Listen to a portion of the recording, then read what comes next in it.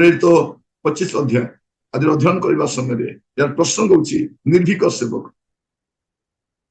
पाउल जे केवल जिहुदी मान मध्य अणजिहुदी मान मध्य ताहा नुह से गवर्नर फेस्ट अग्रिप्पा सम्मुखें समान भाव में कथा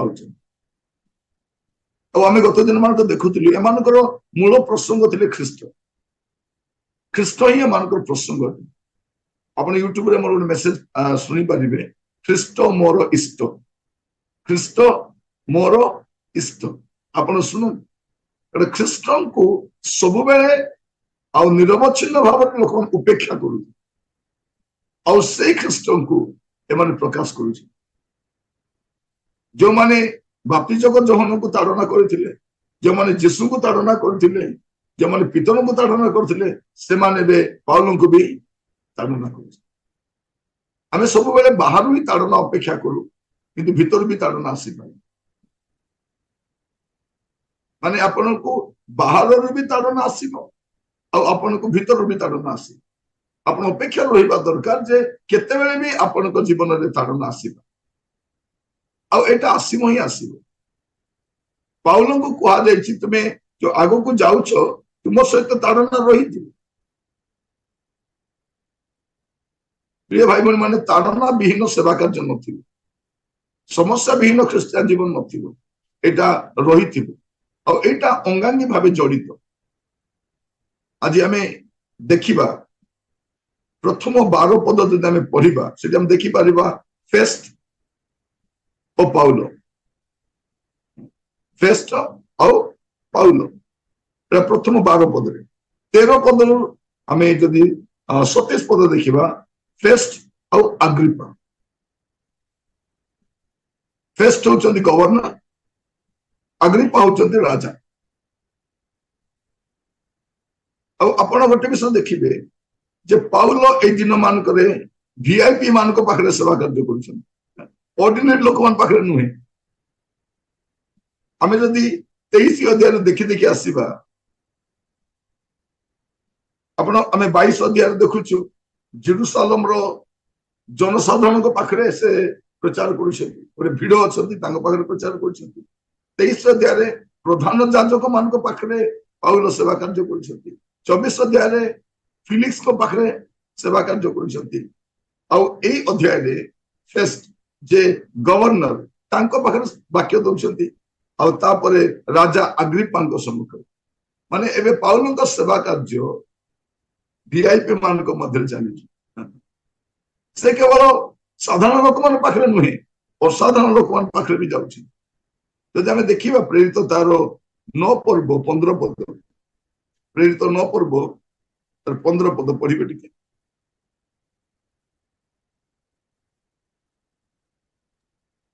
किंतु प्रभु तांको कहिले जाओ कारण से विजाति राजा और इस्राएल रो संतान मानक सम्मुख रे आंभर नाम बहन करिबा निमंते आंभर जणे मनोनीत पात्र अट। तापरे आपण 16 पद भी पढ़ी दियंतु जेणु आंभर नाम सकाशे ताहाकु जे केते दुख भोग करिबाकू हेबो ताहा आंभे ताहाकू जणाइबा।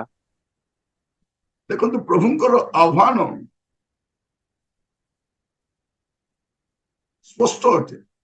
प्रभु तांको कहले जाओ कारण से विजाति तापरे राजा तापरे इस्राएल निकटरे आमर नाम बहन करने निमंते आमर मनोनीत पात्र अटे। मनोनीत पात्र अटे तापर लिखा जाछि जेणु आंभर नाम सकाशे ताहाकु जे केते दुख भोग करबाक हबो खाली दुख भोग नहीं केते दुख भोग माने गोटे सीरियल भलिया गोटे सीरीज रे केते दुख भोग करबाक हेबो ताबे ताहाकु जणाइबा। प्रिय भाई माने आमान को गोटे भ्रमात्मक शिक्षा दियाछि जे ख्रिस्टियन हेले दुख सरी जीवो समस्या समाप्त हो जीवो। ख्रिस्टियन हेबा द्वारा समस्या समाप्त हुए नहीं समस्या आरंभ हुए। जगत में कष्ट आरंभ हुए एटा जदि आम बुझा कष्ट हुए आम बहुत कष्ट पाए कारण भ्रमात्मक त्रुटिपूर्ण शिक्षा गुड़ाक आमको मोहित करुच्ची और भ्रमित भी करुच्ची।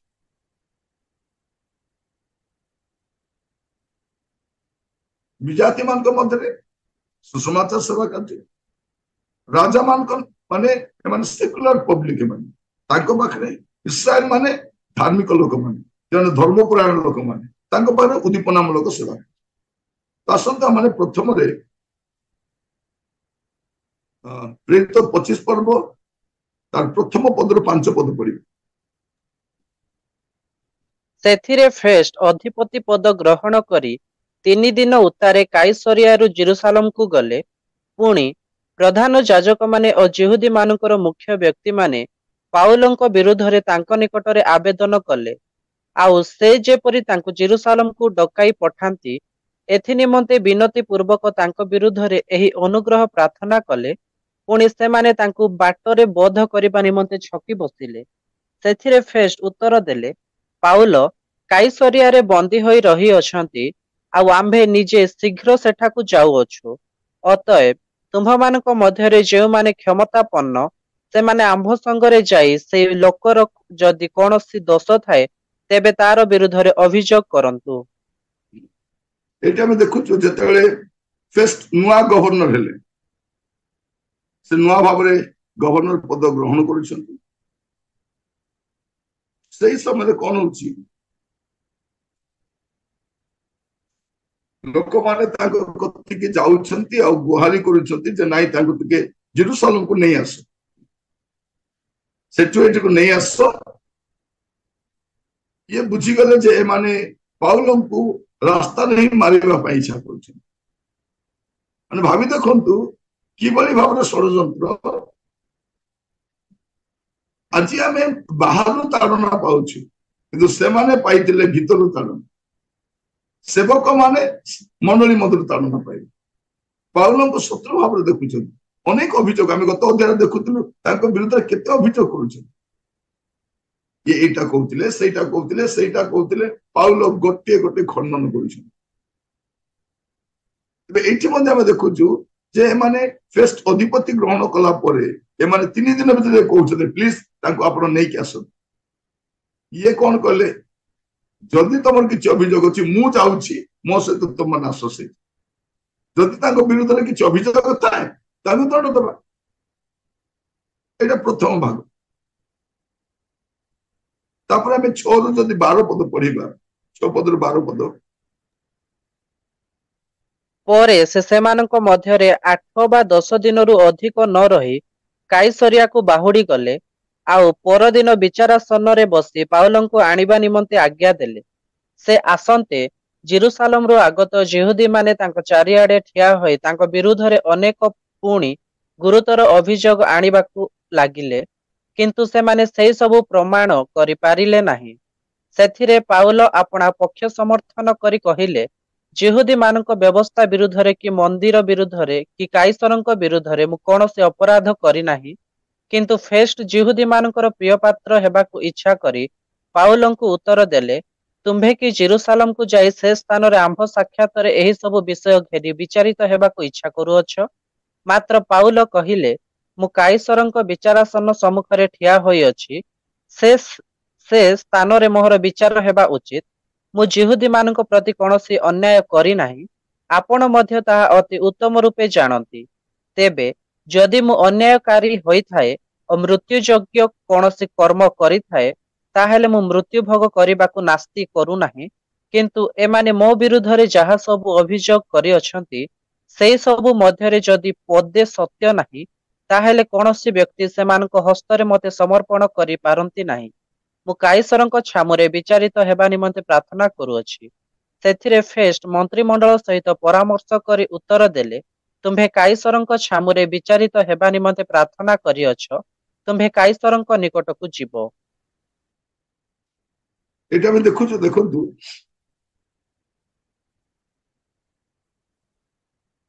पाउल कोन कहउचंती एठी लोक माने आसिकी जिहुदी नेता माने पाउल को विरुद्ध अनेक अभियोग आनुछंती किंतु प्रमाण करि पारुना तेतरे पाउल अपना पक्ष समर्थन कर से दया प्रार्थना करूना से अपना पक्ष समर्थन कर कहले जिहुदी मान व्यवस्था विरुद्ध रे प्रथम कथा जो अभियोग थिला प्रथम अभियोग कौन थिला ए आमर व्यवस्था विरुद्ध रे जाउछन प्रथम अभियोग। द्वितीय कौन थिला जे ये मंदिर विरुद्ध रे कहउछन आ तृतीय थिला ए कायसरक विरुद्ध रे जाउछन।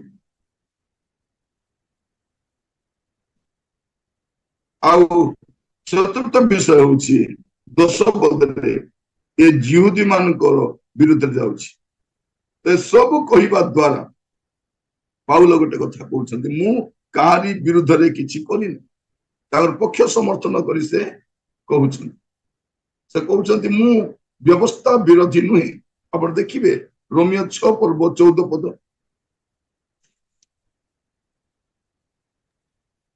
कारण पाप तुम्भମାନଙ୍କ ଉପରେ କର୍ତ୍ତୃତ୍ୱ କରିବ ନାହିଁ, ଯେଣୁ ତୁମ୍ଭେମାନେ ବ୍ୟବସ୍ଥାର ଅଧୀନ ନୁହଁ ମାତ୍ର ଅନୁଗ୍ରହର ଅଧୀନ ଅଟ। से कौन कहउछन तुमे एबे अनुग्रहर अधीन तुमे व्यवस्थार अधीन नुह। प्रभु जीशु आसिला परे अनुग्रह आसिला तुमे तार अधीन। 7 पर्व 12 पद देखिबे रोमियो 7 पर्व 12 पद। ଅତଏବ ବ୍ୟବସ୍ଥା ପବିତ୍ର ପୁଣି ଆଜ୍ଞା ପବିତ୍ର ନ୍ୟାୟ ସଙ୍ଗତ ଓ ଉତ୍ତମ। से व्यवस्था विरोधी नुहंती किंतु ए व्यवस्था रे से कौन करछंती एबे अनुग्रह को आनुछन। एमाने जदि अनुग्रह आडको जिबे एमान को व्यवसाय बंद हिजि। कारण एमाने क्रियाकर्म धार्मिक रीतिनीति रे विश्वास करू। तो प्रथम विश्वास कहउछंती मु कोन करी नाही मु व्यवस्था विरोधी नुहे मु मंदिर विरोधी नुहे मु कायसरक विरोधी मध्य नुहे। तो आपण देखिबे रोमियो तार 13 पर्व प्रथम 5 पद। प्रत्येक जन अधिकार प्राप्त शासनकर्ताଙ୍କ ବଶୀଭୂତ ହେଉ, କାରଣ ଅଧିକାର କେବଳ ଈଶ୍ୱରଙ୍କ ଠାରୁ ଆସେ, ଆଉ ଯେ ସମସ୍ତ ଅଧିକାର ପ୍ରାପ୍ତ ଶାସନକର୍ତ୍ତା ଅଛନ୍ତି ସେମାନେ ଈଶ୍ୱରଙ୍କ ଦ୍ୱାରା ନିଯୁକ୍ତ। ଅତଏବ ଯେ ଅଧିକାର ପ୍ରତିରୋଧ କରେ ସେ ଈଶ୍ୱରଙ୍କ ବିଧାନର ପ୍ରତିରୋଧ କରେ, ପୁଣି ଯେଉଁମାନେ ପ୍ରତିରୋଧ କରନ୍ତି ସେମାନେ ଆପଣା ଆପଣା ଉପରେ ଦଣ୍ଡ ଘଟାଇବେ। କାରଣ ଶାସନକର୍ତ୍ତା ମାନେ ସଦାଚାରୀ ପ୍ରତି ଭୟଜନକ ନୁହନ୍ତି କିନ୍ତୁ ଅସଦାଚାରୀ ପ୍ରତି ଭୟଜନକ। ତୁମ୍ଭେ କି ଅଧିକାର ପ୍ରାପ୍ତ ଶାସନକର୍ତ୍ତାଙ୍କ ନିକଟରେ ନିର୍ଭୟ ହେବାକୁ ଇଚ୍ଛା କର, ତେବେ ସଦାଚାର କର, ତାହେଲେ ତାହାଙ୍କ ଠାରୁ ପ୍ରଶଂସା ପାଇବ, କାରଣ ସେ ମଙ୍ଗଳ ନିମନ୍ତେ ତୁମ୍ଭ ପାଇଁ ଈଶ୍ୱରଙ୍କ ସେବକ। କିନ୍ତୁ ଯଦି ଅସଦାଚାର କର ତାହେଲେ ଭୀତ ହୁଅ, ଯେଣୁ ସେ ନିରର୍ଥକ ଖଡ୍ଗ ଧାରଣ କରନ୍ତି ନାହିଁ, କାରଣ ସେ ଈଶ୍ୱରଙ୍କ ସେବକ ସ୍ୱରୂପେ ଅସଦାଚାରୀ ପ୍ରତି କ୍ରୋଧ ପ୍ରକାଶ କରିବା ନିମନ୍ତେ ଦଣ୍ଡଦାତା ଅଟନ୍ତି।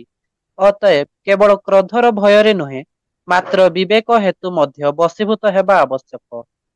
बस पाउल कोठी मध्य से सरकार विरोधी काम करिना से कायसरकर विरुद्ध रे जाइना। माने केते सुंदर भाव देखो पाउल आपणार पक्ष केते सुंदर भाव उपस्थापना करूची। आ ता पत्र रे हमें देखुछु अधिकारी मान को बसीभूत हेबा पई कहू। प्रभु यीशु भी कहिथिले कायसरकर जा कायसरकर सेठी भी यीशु विरुद्ध आनिथिले। ये कायसरक विरोधी ए कर देबा पई जेमति सरकार रागी जिबे पुणी एमान को दंड देबे। से कहउछन्ती मु सरकार विरोधी नुहे। तापर से माने कोन कहउछन्ती नाइ नाइ ए हमर जिहुदी जातिर विरोधी जिहुदी मान को विरोधी। दु पाउल कोन थिले रोमियो तारो 9 पर्व प्रथम 2 पद। रोमियो 9 पर्व प्रथम 2 पद।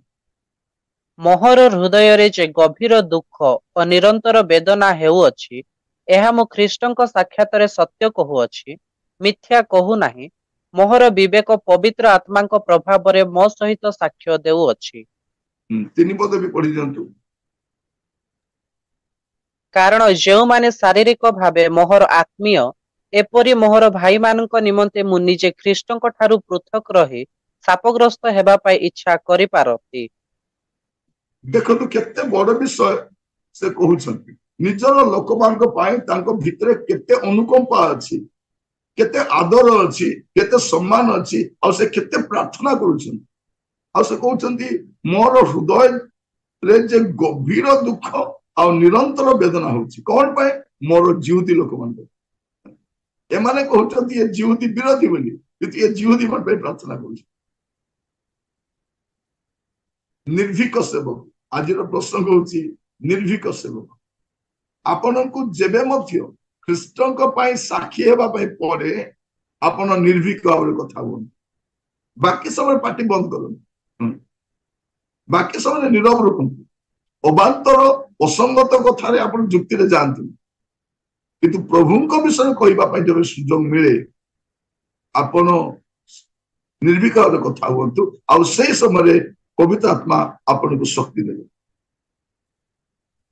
ଆପଣ ହୁଏତ ଡରୁଆ ଲୋକ ହେଇପାରନ୍ତି, ଆପଣ ଜଣେ ଦୁର୍ବଳ ବ୍ୟକ୍ତି ହେଇପାରନ୍ତି, କିନ୍ତୁ ପ୍ରଭୁ ଆପଣଙ୍କ ସହିତ କଥା ହେବେ ଆଉ ଆପଣଙ୍କ ଦେଇ ପରମେଶ୍ୱର ମହାନ କାର୍ଯ୍ୟ କରିବେ। ଏଇଟା ଆପଣ ମନେ ରଖିଥାନ୍ତି। ଆଜି ଆପଣ ଦୁର୍ବଳ ଦେଖାଯାଉଛନ୍ତି, ଆପଣଙ୍କ ଭାଷା ଜ୍ଞାନ ନାହିଁ, କିନ୍ତୁ ଗୋଟେ ଟାଇମ ଆସିବ ଯେତେବେଳେ ଆପଣ ପ୍ରଭୁଙ୍କ ପାଇଁ ସାକ୍ଷୀ ହେବା ପାଇଁ ଆରମ୍ଭ କରିବେ, ପ୍ରଭୁ ଆପଣଙ୍କ ଦେଇ କଥା ହେବାକୁ ଆରମ୍ଭ କରିବେ। ତ ଏଇଟା ଆମେ ଦେଖୁଛୁ କଣ ଯେ ସେ ପାଉଲ ଏବେ ଫେଷ୍ଟଙ୍କ ସମ୍ମୁଖରେ ଅଛନ୍ତି। ଆମେ 13 ପଦରୁ ଟିକେ 27 ପଦ ଯାଏ ପଢିବା। 13 ରୁ 27 ଏକାଥରକୁ ପଢିଦେବା। ପ୍ରେରିତ 25 ପର୍ବ 13 ରୁ 27। କେତେକ ଦିନ ଗତ ହେଲା ପରେ ରାଜା ଅଗ୍ରିପ୍ପା ଓ ବର୍ନିକି କାଇସରିଆକୁ ଆସି ଫେଷ୍ଟକୁ ସାକ୍ଷାତ କଲେ।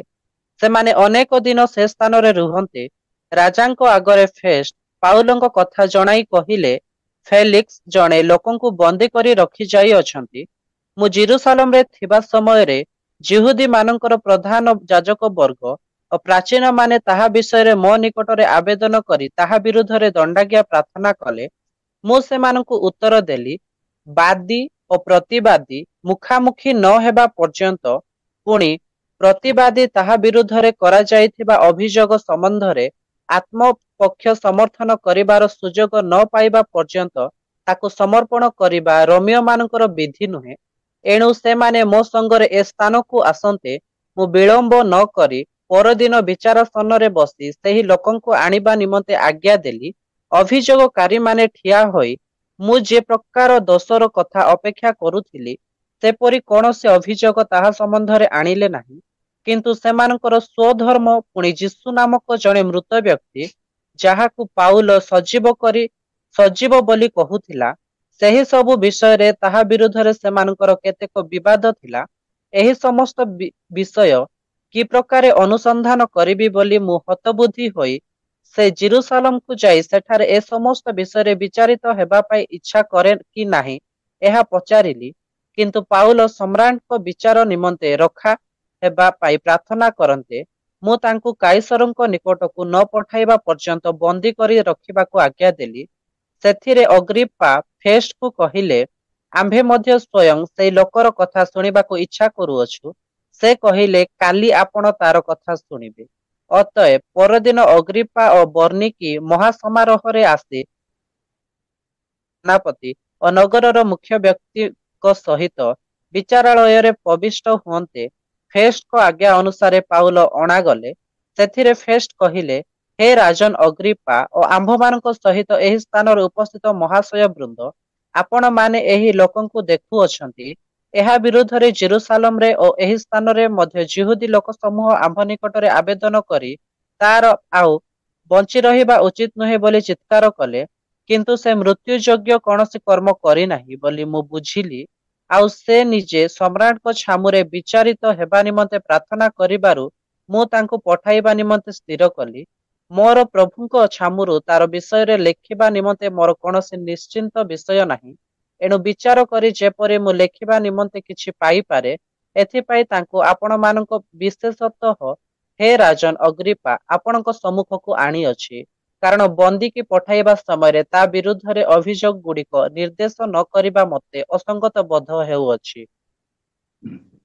ଏବେ ଦେଖନ୍ତୁ ଏଠି ଫେଷ୍ଟ ଆଉ ଅଗ୍ରିପ୍ପା। ଫେଷ୍ଟ ହଉଛନ୍ତି ଗଭର୍ଣ୍ଣର। ପ୍ରଥମରେ ଗଭର୍ଣ୍ଣରଙ୍କ ପାଖରେ ପାଉଲ ଉପସ୍ଥିତ ହେଲେ। ଏବେ ଫେଷ୍ଟ ଆଉ ଅଗ୍ରିପ୍ପାଙ୍କ ସମ୍ମୁଖରେ ପାଉଲ ଅଣା ଯାଉଛନ୍ତି। ଏମାନେ କଣ, ଏମାନଙ୍କ ଅଭିଯୋଗ କଣ? ସେ କହୁଛନ୍ତି ଯୋଉ ଅଭିଯୋଗ କରୁଛନ୍ତି କୌଣସି ଅଭିଯୋଗ ସଠିକ ବୋଲି ମନେ ହଉନି, ସେ ସବୁ ଖଣ୍ଡନ କରୁଛି। କିନ୍ତୁ ଏମାନଙ୍କର ଅଭିଯୋଗ କଣ? 19 ପଦରେ ସେମାନଙ୍କର ସ୍ୱଧର୍ମ ପୁଣି ଯୀଶୁ ନାମକ ଜଣେ ମୃତ ବ୍ୟକ୍ତି ଯାହାକୁ ପାଉଲ ସଜୀବ ବୋଲି କହୁଥିଲା, ସେଇ ସବୁ ବିଷୟରେ ତା ବିରୁଦ୍ଧରେ ସେମାନେ ଅଭିଯୋଗର ବିବାଦ ଥିଲା। तांकर अभियोग कौन थिला पाउल कहउचती ख्रीष्ट जीवित अछन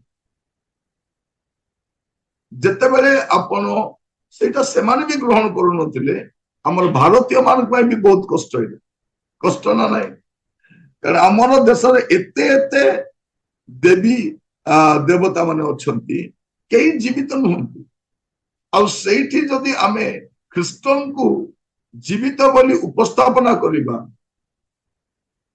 हास्यास्पद विषय भलिया थिबो आ से माने कहबे एमाने भ्रांत शिक्षा दउछन आमानकर सभा समिति रे ख्रीष्टनकर पुनरुत्थान विषय में कहू अनेक समाचार सेवा कार्य हुए आ सेठी आमे आश्चर्य कर्म विषय को आ लोक मन आह्लादित हुंती आनंद रे ग्रहण करु किंतु ख्रीष्ट जे त्राणकर्ता ख्रीष्ट दुख भोग करी मृत्यु भोग कले आ से पुनरुत्थित हेले एटा आमे कहू आम देश लोक मान जानिबा दरकार जे प्रभु यीशु ख्रीष्ट जीवित पुनरुत्थित अटन आ पाउल सेटा बारंबार उपस्थापना कर साक्ष्य देखिए मु ख्रीष्ट को साक्षात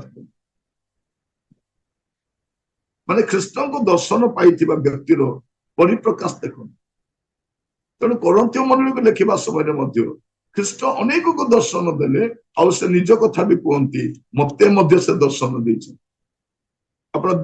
देखो मो सहित पढ़े प्रथम करंथियो 15 पर्व तार 7 6 7 8 ए उतारे एकाथरे 500 ठारू अधिक भाई मानकु दर्शन देले सेमानक मध्यरु अधिकांश आज पर्यंत जीवित अछंती किंतु केही केही महानिद्रा प्राप्त होई अछंती तत्परे से जाकुबंकु आउ परे समस्त प्रेरितंकु दर्शन देले अवशेष रे अकाल जात परि जणे जे मु से मते मध्य दर्शन देले